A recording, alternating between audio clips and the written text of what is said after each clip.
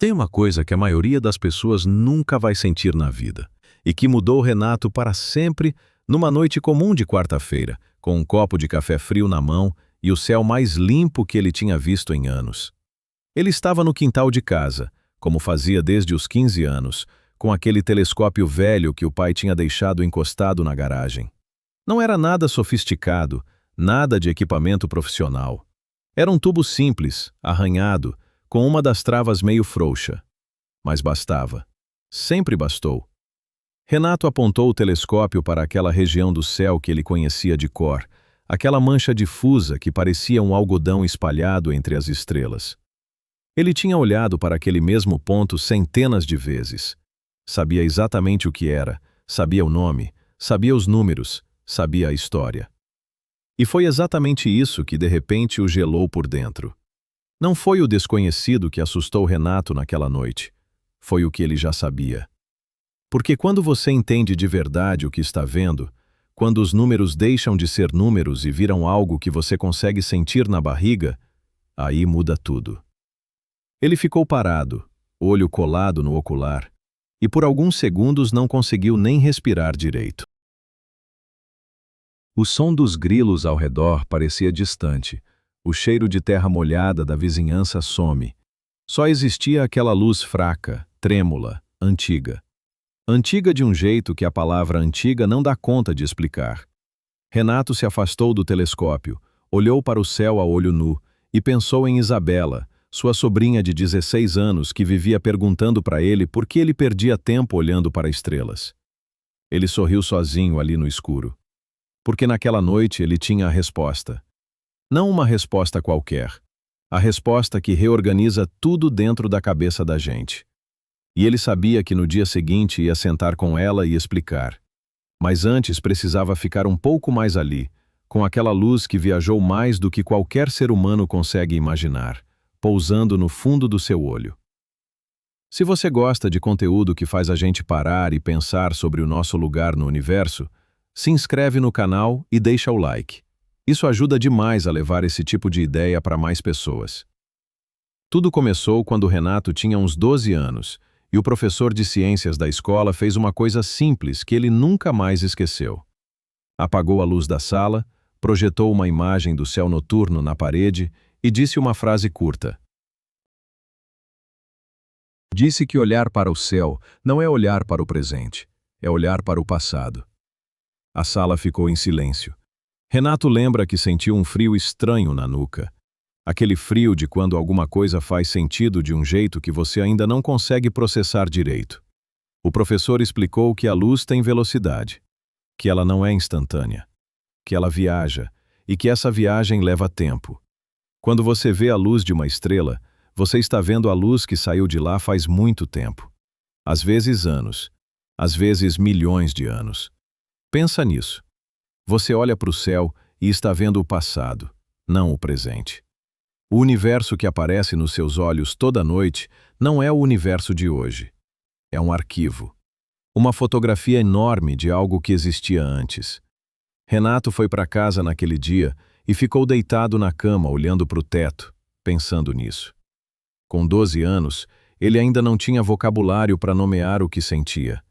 Mas era algo entre admiração e vertigem. Aquela sensação de que o chão some um pouco sob os seus pés quando você percebe que a realidade é maior do que você imaginava. Anos depois, já adulto, ele entendeu a dimensão completa disso. A luz daquela mancha que ele observava no telescópio tinha saído de lá há 2,5 milhões de anos. Quando essa luz começou a viajar, os primeiros humanos ainda estavam aprendendo a andar eretos sobre a Terra. A linguagem não existia, a roda não existia. E mesmo assim, aquela luz saiu de lá, viajou pelo espaço vazio durante todo esse tempo e chegou até o olho de Renato numa quarta-feira à noite, com café frio na mão e grilos cantando ao redor. Isso é o que ele queria explicar para Isabela, não como dado de livro, como algo que você sente. No dia seguinte, Renato foi até a casa da irmã buscar Isabela, e quando ela abriu a porta, ainda de pijama, cabelo bagunçado, celular na mão, ele disse uma coisa que fez ela parar na hora. Disse que tinha algo para mostrar para ela que ia fazer o cérebro dela travar. Ela olhou para ele com aquela cara de adolescente que fingia não se importar, mas entrou no carro. Chegaram no apartamento dele. Renato abriu o laptop, puxou as imagens do telescópio espacial, aquelas fotos que mostram a galáxia de Andrômeda com uma clareza absurda, e colocou na frente dela. Isabela olhou por uns 2 segundos e disse que era bonito. Renato falou, com calma, que dentro daquela imagem existia em torno de 1 trilhão de estrelas. Ela deu uma risada curta e disse que ele estava exagerando. Renato girou o laptop, abriu os dados, mostrou os cálculos de astrônomos, as estimativas publicadas por institutos de pesquisa do mundo inteiro. 1 trilhão. Isabela parou de rir. Ficou olhando para a tela com uma expressão que Renato conhecia bem, porque era exatamente a mesma expressão que ele tinha aos 12 anos, quando o professor apagou a luz da sala. Era a expressão de alguém cujo chão sumiu um pouco. Ele deixou o silêncio ficar ali por um momento, porque silêncio assim merece espaço. Depois explicou que cada estrela pode ter planetas ao redor, que alguns desses planetas podem ter temperatura parecida com a da Terra, que alguns podem ter água, que alguns podem ter atmosfera. Isabela olhou para ele e perguntou, em voz baixa, se ele estava dizendo que podia ter vida lá. Renato não respondeu de imediato, porque a resposta não é simples. A resposta é o tipo de coisa que, quando você fala em voz alta, parece grande demais para caber numa conversa de tarde. Pode ter vida lá. Pode ter civilizações inteiras. Pode ter alguém do outro lado daquele trilhão de estrelas, olhando para o céu agora mesmo e se fazendo a mesma pergunta que Isabela acabou de fazer. E é justamente aí que a coisa fica perturbadora de verdade. Isabela ficou quieta por um tempo, e então fez a pergunta mais óbvia do mundo. A pergunta que qualquer pessoa faz quando entende o tamanho do que está olhando. Perguntou, por que a gente não manda uma mensagem para lá? Renato fechou o laptop devagar. Pegou o copo de água que estava na mesa, bebeu um gole, e começou a explicar algo que ele mesmo levou anos para digerir de verdade. Mandamos mensagens o tempo todo para o espaço. Sinais de rádio, transmissões, ondas que saem daqui e viajam em todas as direções. Mas existe um problema que não tem solução simples. Esses sinais viajam na velocidade da luz, que é a velocidade mais alta que existe no universo. E mesmo assim, para chegar até Andrômeda, eles levariam 2,5 milhões de anos. Isabela franziu a testa. Renato continuou. Se hoje, agora, a gente enviasse um simples oi na direção de Andrômeda, e se por algum milagre alguém de lá recebesse e respondesse na mesma hora, essa resposta chegaria aqui em 5 milhões de anos. Isabela ficou olhando para ele sem piscar. Renato disse que quando essa resposta chegasse, provavelmente não existiria mais ninguém aqui para receber. Não porque a humanidade é frágil ou porque o mundo vai acabar amanhã, mas porque 5 milhões de anos é um tempo tão absurdamente longo que a nossa espécie, da forma como existe hoje, simplesmente não vai estar aqui. A gente vai ter evoluído em outra coisa, ou sumido, ou se transformado de um jeito que nenhum de nós consegue imaginar. O silêncio entre as galáxias não é falta de sinal. O silêncio é estrutural. É o próprio universo dizendo que certas conversas não cabem dentro do tempo de uma civilização. Isabela olhou pela janela, para o céu claro da tarde, e disse uma coisa que Renato não esperava. Disse que aquilo era a coisa mais solitária que ela tinha ouvido na vida. E Renato pensou que ela tinha razão. Mas que a solidão ainda não era a parte mais difícil de entender. Isabela virou para Renato e disse que tudo bem, que a comunicação era impossível, mas que a gente podia simplesmente construir uma nave melhor e ir até lá. Renato olhou para ela com uma expressão que ela não gostou. Porque aquela expressão significava que a resposta ia ser complicada. E foi. Ele explicou que o problema de chegar até Andrômeda não é dinheiro, não é tecnologia, não é vontade política, não é nada que a humanidade possa resolver com mais tempo ou mais inteligência. O problema é uma lei. Uma lei que Albert Einstein descreveu e que desde então nenhum experimento no mundo inteiro conseguiu derrubar. Tudo que tem massa, tudo que é matéria de verdade, Não pode atingir a velocidade da luz. Ponto. Isabela perguntou por que não. Renato explicou da forma mais simples que conseguiu. Quando você acelera qualquer coisa, precisa de energia para isso. Quanto mais rápido você quer ir, mais energia precisa. Mas existe um ponto onde essa conta quebra. Quando um objeto se aproxima da velocidade da luz, a quantidade de energia necessária para continuar acelerando vai crescendo de um jeito absurdo. E perto do limite final, essa quantidade se torna infinita. Energia infinita não existe. Não é que a gente ainda não descobriu como fazer, é que não existe para ser descoberto. É como tentar encostar no horizonte. Você caminha, caminha, caminha, e ele sempre está na mesma distância. Não porque você é lento, mas porque as regras do jogo não permitem que você chegue lá. Isabela ficou olhando para o copo de água na mesa como se estivesse processando algo muito pesado. Então perguntou se não tinha nenhuma saída. Renato disse que alguns cientistas falam em dobrar o espaço em vez de atravessá-lo. Que existem ideias matemáticas sobre isso. Que no papel é possível imaginar. Isabela se animou na hora. E Renato disse, devagar, que a realidade não funciona no papel. Dobrar o espaço soa como ficção científica, mas é uma ideia que existe de verdade dentro da física. E é justamente isso que torna ela tão cruel. Renato explicou para Isabela que a matemática permite imaginar uma espécie de atalho no espaço, um caminho que encurtaria a distância sem precisar percorrê-la em linha reta. Ela ouviu isso e disse que era exatamente o que acontecia nos filmes que ela assistia. Renato concordou que sim, que os filmes pegaram essa ideia de lugares reais. Mas depois veio a parte que nenhum filme conta direito. Para dobrar o espaço de um jeito utilizável, a quantidade de energia necessária seria maior do que tudo que uma estrela inteira produz durante toda a sua existência. Uma estrela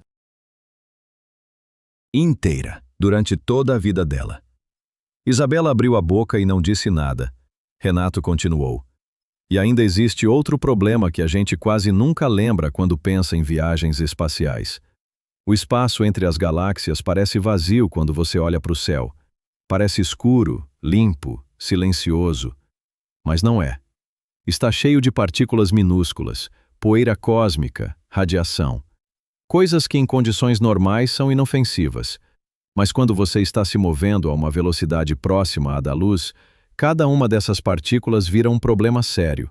Um grão de poeira comum, impactando uma nave nessa velocidade, libera uma quantidade de energia parecida com a de uma explosão enorme. O espaço que parece tranquilo se transforma num campo hostil, onde qualquer material que a humanidade conhece hoje seria destruído em segundos. Isabela olhou pela janela de novo, e desta vez ficou mais tempo assim, de costas para Renato, olhando para o céu da tarde. Ele deixou ela ficar. Porque tem momentos em que a informação precisa de tempo para pousar. Quando ela virou, a pergunta que ela fez não era sobre física, era sobre pessoas. Perguntou o que aconteceria com quem fosse nessa nave. Renato respirou fundo antes de responder a pergunta de Isabela, porque essa parte ele sempre achou a mais difícil de explicar. Não pela física em si, mas pelo que ela significa para qualquer pessoa que para de verdade para pensar. Ele disse que existe um fenômeno chamado dilatação do tempo, que quando você se move muito rápido, o tempo passa de forma diferente para você do que passa para quem ficou parado. Isabela franziu a testa e disse que isso não fazia sentido. Renato pediu para ela imaginar uma nave viajando a quase a velocidade da luz em direção a Andrômeda. Dentro dessa nave, os tripulantes envelhecem normalmente. Passam-se algumas décadas. Eles chegam. Mas quando olham de volta para a Terra, não se passaram décadas aqui. Se passaram milhões de anos. Isabela ficou quieta. Renato continuou, devagar. Isso significa que se alguém fosse nessa viagem e voltasse, não voltaria para o mesmo mundo. Voltaria para um planeta completamente diferente. As pessoas que essa pessoa amava já teriam ido embora há tanto tempo que nem registro histórico delas existiria mais. A cidade onde ela cresceu teria mudado além do reconhecimento. Talvez até a própria espécie humana fosse outra coisa. Isabela olhou para ele e disse, com a voz um pouco presa, que isso significava que a viagem seria uma despedida de tudo. Renato assentiu. Não uma despedida temporária, do tipo que a gente faz no aeroporto com a promessa de voltar logo. Uma despedida sem testemunhas e sem retorno possível para qualquer coisa que você conheceu. Ele parou de falar por um momento. Olhou para as mãos. E disse que era por isso que aquela pergunta simples de Isabela, o que aconteceria com quem fosse, não tinha uma resposta que coubesse numa frase. Porque a resposta envolvia abrir mão de tudo que faz uma vida parecer uma vida. E ainda assim, disse ele, tem gente que acha que valeria a pena. O que Renato disse em seguida fez Isabela se sentar de novo, porque ela tinha levantado para pegar água e parou no meio do caminho. Ele disse que existe uma camada do problema que a maioria das pessoas nunca chega a considerar, e que quando você entende, muda a forma como você enxerga o próprio universo. Não é só a distância que cresce. É o universo inteiro que está se expandindo, e essa expansão está acelerando. Isabela voltou para a cadeira sem o copo de água. Renato explicou que as galáxias não estão paradas no espaço como pontos fixos no mapa. Elas estão se afastando umas das outras. E quanto mais distantes já são, mais rápido esse afastamento acontece. Tem galáxias tão longe da gente hoje que a luz delas nunca mais vai nos alcançar, porque o espaço entre elas e a gente está crescendo mais rápido do que a própria luz consegue percorrer. Isabela disse baixinho que isso era assustador. Renato disse que a parte mais pesada ainda estava por vir. Num futuro muito distante, qualquer civilização que exista na Via Láctea vai olhar para o céu e não ver mais nenhuma outra galáxia. O céu vai estar completamente escuro de galáxias. Não porque elas sumiram, mas porque se afastaram além do ponto onde a luz delas consegue chegar até nós. Cada galáxia vai ser uma ilha permanente no espaço, isolada para sempre do resto do cosmos. Isabela olhou para o teto por alguns segundos. Depois disse uma coisa que Renato não esperava. Perguntou se Andrômeda ia embora também. Ele ficou olhando para ela. E desta vez foi ele que demorou para responder. Porque a resposta para essa pergunta específica era completamente diferente de tudo que ele tinha explicado até agora. E era a única coisa em toda essa conversa que não terminava em impossível. Andrômeda não está indo embora. Andrômeda está vindo. Renato deixou essa frase no ar por alguns segundos antes de continuar, porque ela merecia espaço. Isabela parou de mexer no cabelo e ficou completamente imóvel. Ele explicou que, diferente de quase todas as outras galáxias, que estão se afastando por causa da expansão do universo, Andrômeda está se movendo na direção da Via Láctea. Está se aproximando a uma velocidade de 110 km por segundo. Isabela disse que isso parecia rápido. Renato disse que sim, é rápido, mas que o espaço é tão imenso que, mesmo assim, o encontro vai levar um tempo que a mente humana tem dificuldade de segurar. Vários bilhões de anos. Isabela soltou o ar pelos lábios como quem ouviu algo que precisava de um momento para assentar. Renato continuou. Quando esse encontro acontecer, não vai ser uma colisão violenta como nos filmes. As estrelas estão tão espalhadas dentro de cada galáxia que quase nenhuma delas vai bater diretamente em outra. Vai ser uma dança, uma fusão lenta e enorme, que vai levar centenas de milhões de anos até se completar. As duas galáxias vão se deformar, se entrelaçar, e no final vão virar uma coisa só. Uma estrutura nova, diferente de qualquer uma das duas que existem hoje. Isabela ficou olhando para ele com uma expressão que ele não sabia bem nomear. Então ela disse uma coisa simples que ficou na cabeça de Renato por dias depois daquele encontro. Ela disse que a gente não precisa ir até lá então. Que lá vai vir até a gente. Renato olhou para ela e sentiu aquela mesma sensação de quando tinha 12 anos e o chão sumiu um pouco. Porque ela tinha chegado sozinha numa conclusão que muita gente passa a vida inteira sem alcançar. O universo vai realizar o encontro que nenhuma tecnologia humana poderia forçar.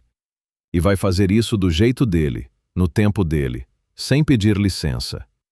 O que ninguém te conta sobre tudo isso é que a parte mais bonita não é o encontro das galáxias. É o que ele revela sobre a nossa própria forma de existir. Renato ficou quieto por um tempo depois do que Isabela disse. O apartamento estava silencioso. A tarde tinha fechado e a luz pela janela estava ficando alaranjada. Ele se levantou, foi até a varanda e olhou para o céu que estava começando a mostrar as primeiras estrelas. Isabela foi atrás. Ficaram os dois ali de pé, sem falar, olhando para cima.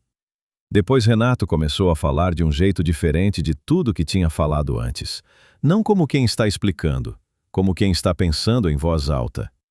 Disse que a humanidade já atravessou oceanos que pareciam não ter fim, já entendeu doenças que pareciam impossíveis de compreender. Já saiu do chão quando todo mundo dizia que isso era impossível. Cada vez a gente chegou mais longe, mas Andrômeda é diferente. Andrômeda não é um limite que a gente vai superar com mais tempo ou mais esforço. É um limite que existe porque o universo funciona de um jeito específico. E esse jeito específico, as mesmas leis que nos impedem de ir até lá, são exatamente as leis que permitem que estrelas existam, que planetas se formem, que a vida apareça, que dois seres humanos estejam numa varanda olhando para o céu e entendendo o que estão vendo. Isabela perguntou se isso não era frustrante. Renato disse que antes era. Que por muito tempo ele ficou incomodado com a ideia de existir um lugar que ele nunca poderia alcançar. Mas que em algum momento ele entendeu que conhecer Andrômeda, saber o que ela é, o que ela contém, onde ela está indo, já era uma forma de estar lá. Que a mente humana chegou onde o corpo nunca vai chegar.